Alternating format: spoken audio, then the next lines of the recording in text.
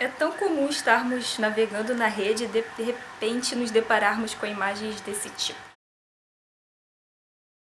Ou chamadas do tipo gatas do metal, musas do metal, filhas gostosas de rockstars famosos.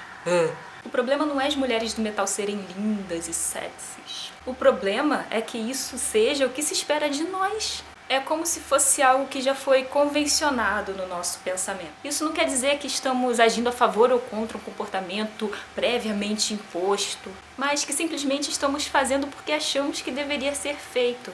Esse é o grande problema da naturalização de alguns comportamentos e atitudes.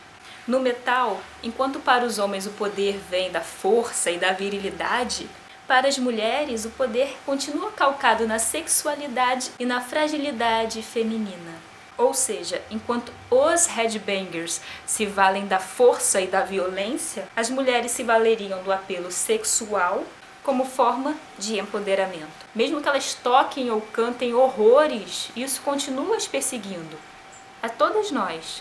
Se você é uma menina e opta por não usar maquiagem, ou uma camisa larga de banda em vez de um espartilho, calça jeans comum em vez de meia arrastão, seu visual vai ser lido como masculinizado, tanto por homens quanto por nossas colegas mulheres. Bom, essa altura eu não preciso nem dizer que estamos falando de um meio altamente machista. Lembrando que machista, segundo o dicionário, é comportamento que tende a negar à mulher os direitos concedidos ao homem. Ou seja, o metal é um meio onde ideias machistas estão presentes tanto entre homens quanto entre mulheres. É generalizado. A essa altura também já deve ter alguém gritando: "Ah, mas eu não sou assim". Ok, legal, ótimo, mas o meio continua assim. O meio ainda é machista, bastante. Mas por que é assim, vocês se perguntam? Vamos precisar voltar às origens. Vamos precisar voltar um pouco no tempo, século V, Idade Média, e ao resgate do passado medieval feito pelo heavy metal. Essas histórias de guerreiros, de dragões, de batalhas, essas coisas que o Ronnie James Dio adorava falar, elas vêm daí.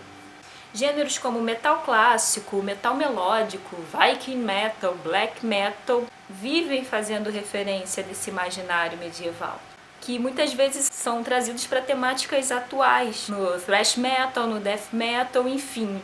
Esse imaginário continua muito forte no metal. Mas agora, voltando à nossa questão, tente pensar o que era a mulher na Idade Média.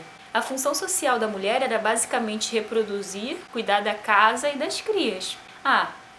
Isso quando ela tinha sorte, quando ela não era escrava, quando não era prostituta ou quando não era estuprada sem ter ninguém a quem recorrer. A mulher era inferior a qualquer tipo de homem, ao pai, ao irmão ou a qualquer outro homem, inclusive no mesmo nível social que elas.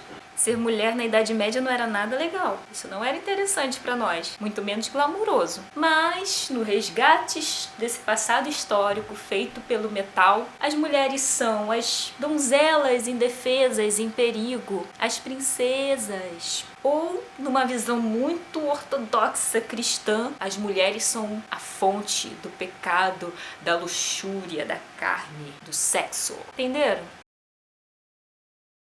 O pensamento machista no gênero vem desde essa época do Dio e dessas bandas precursoras. Está presente desde então.